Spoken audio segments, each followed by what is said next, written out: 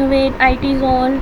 After a long period of time हम लोग वापस आ चुके हैं अपने वेब टेक्नोलॉजी की लैब की आउटलाइन के ऊपर।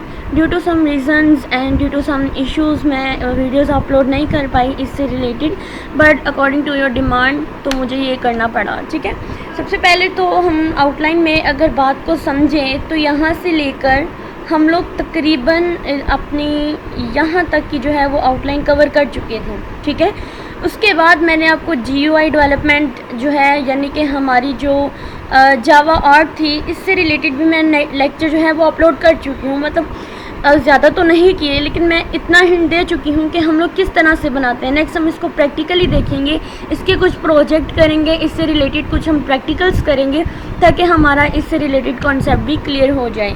उसके बाद अगर आप देखें तो हमारे पास जो नेक्स्ट टॉपिक्स आते हैं वो हमारे event handling, then database connectivity. अब डेटाबेस कनेक्टिविटी हम लोग कब करते हैं, जब हमारे पास हमारा HTML CSS एंड जावास्क्रिप्ट जो है ये क्लियर होता है। जैसे हम लोग अगर कोई वेबसाइट बनाते हैं, फॉर एग्जांपल उसमें मैंने अगर कोई वेब पेज बनाया है, आप समझ ले लॉगिन पेज बनाया है, तो जब मैं उस लॉगिन पेज को बनाऊंगी तो जितने लोग उसमें लॉगिन करेंगे तो बैकएंड पे क्या होगा कि वो कोई ना कोई जो लॉगिन करेंगे यूज़र नेम पासवर्ड वगैरह वो किसी ना किसी डेटाबेस के अंदर जाके स्टोर हो रहे होंगे।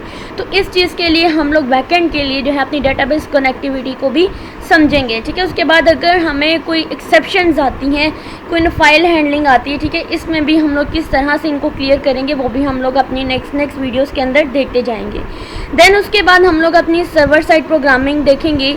एक तो होती है क्लाइंट साइड, ठीक है, तो हम सर्वर साइड भी देखेंगे। इसमें हम लोग HTTP रिक्वेस्ट एंड रिस्पॉन्सेज को भी देखेंगे। अब HTTP रिक्वेस्ट एंड रिस्पॉन्सेज को अगर मैं आपको छोटी सी नाउ हाउ कराऊँ तो आप लोग इससे मेरे ऑलरेडी पहले भी वीडियोस हैं HTTP रिक्वेस्ट एंड रिस्पॉन्स के बारे में, तो अगर आप लोग फिर भी इसको अगर मैं आपको समझाऊँ तो मान लीजिए कि ये हमारे पास जो है ना एक क्लाइंट है। ठीक है, ये हमारा एक क्लाइंट है और ये एक हमारे पास सर्वर है। अब क्लाइंट ने क्या करना है, ज़ाहिरी बात है, समझो कि मैं क्लाइंट हूँ, मैंने क्या है, अब सर्वर समझ लें कि कोई भी मैंने यानी क्लाइंट ने रिक्वेस्ट भेजी है सर्वर को कि मुझे ये डाटा चाहिए। मैं अपने वेब ब्राउज़र को या गूगल को रिक्वेस्ट करती हूँ, मान लीजिए मैं क्लाइंट हूँ, मेरा गूगल जो है वो सर्वर है। ठीक है, वो वेब ब्राउज़र है, वो किसी न किसी सर्वर के साथ कनेक्ट है।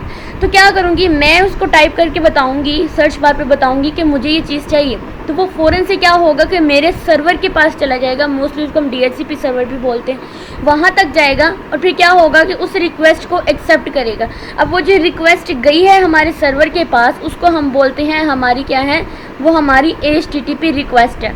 ठीक है, अब सर्वर ने क्या किया, उसके ऊपर उसको प्रोसेस किया, उसका रिस्पॉन्स देने के लिए उसने क्या किया कि जो डाटा उसने मांगा, फॉर एग्जांपल उसने मुझे कहा कि तुम मुझे कुछ डाटा दो मेरे जावा के बारे में, तो उसने क्या किया, उसने सर्च किया, उसने दो तरह की चीज़ें देखी, एक स्टैटिक कंटेंट और एक उसने देखा हमारा डायनामिक कंटेंट। अब स्टैटिक कंटेंट क्या होता है, वो कंटेंट जो फिक्स हो चुका होता है। ठीक है, वो देखता है कि अगर उसके पास पहले से ही वो डाटा मौजूद है, सर्चेबल, जो उसने पहले से सर्च किया था वो उस डाटा उसको दे देता है। अदरवाइज़ क्या करता है, उसके लिए कोई ना कोई डायनामिक कंटेंट जनरेट करता है। ठीक है, और फिर जनरेट करने के बाद वो एक रिस्पॉन्स जो है अपने क्लाइंट को देता है। तो इस रिस्पॉन्स को हम क्या बोलते हैं, ये हमारा HTTP रिस्पॉन्स हो गया। तो इसी तरह से ये साइकिल जो है वो चलता रहता है जब तक एक क्लाइंट जो है वो अपना पूरे का पूरा डाटा उससे फेच नहीं कर लेता है।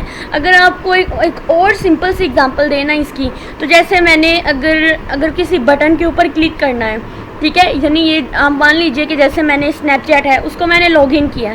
जब मैं स्नैपचैट को लॉगिन करती हूँ, जैसे मैं आपको इसको भी डायग्राम से ही समझा देती हूँ। समझिए कि ये आपके पास एक आपका मोबाइल फ़ोन है, ठीक है, इसके ऊपर आपने स्नैपचैट को लॉगिन किया है। जब आप लॉगिन करते हो तो यहाँ पे आपको वो यूज़र नेम मांगता है, ठीक है, उसके बाद वो आपसे पासवर्ड मांगता है, देन नीचे वो आपको कहता है इसको लॉगिन करो।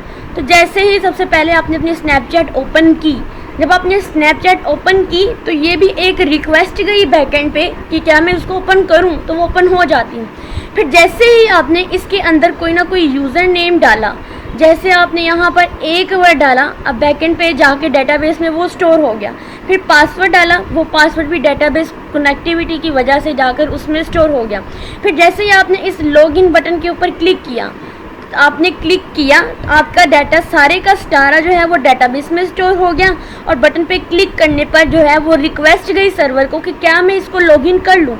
जैसे ही सर्वर ने उसको रिस्पॉन्स किया कि हाँ तुम इसको लॉगिन कर लो, जैसे यानी देखो जब आप इसको लॉगिन कर रहे होते हैं तो वो लोडिंग टाइप यहाँ पे कुछ ऐसे सर्कल सर्कल सा हो रहा होता है ना, तो वो लोडिंग का मतलब हो रहा होता है कि हमारी रिक्वेस्ट सर्वर के पास बैकएंड पे जा चुकी है, अब सर्वर के रिस्पॉन्स का वेट है। तो जब ये लोडिंग कंप्लीट हो जाती है तो इसका मतलब होता है सर्वर ने रिस्पॉन्स कर दिया है। तो इस तरह की जो रिक्वेस्ट और रिस्पॉन्सेज होते हैं इसको हम लोग HTTP request and HTTP response कहते हैं, ठीक है। और इंशाल्लाह हम लोग साथ साथ जो है इनके प्रैक्टिकल्स भी करेंगे नेक्स्ट वीडियोस के अंदर, और नेक्स्ट हम लोग देखते जाएंगे कि इनमें हमारे पास जो है वो वाइवा से रिलेटेड किस तरह से क्वेश्चन जो है वो पूछे जा सकते हैं। अगर आपको वीडियो अच्छी लगी हो तो वीडियो को लाजमी लाइक करें, मेरे चैनल को सब्सक्राइब करें, और आप लोगों ने लाजमी से लाइक करना है, उसको अपने फेलोज़ के साथ ज़रूर शेयर करना है, क्योंकि हमें आपसे कोई पैसा कुछ नहीं चाहिए, सिर्फ आपका ये लाइक और आपका ये कमेंट जो है एक छोटा सा प्यारा सा कमेंट करके जाए, ये हमारे लिए बहुत ज़्यादा इम्पोर्टेंट होता है। Video thank you so much.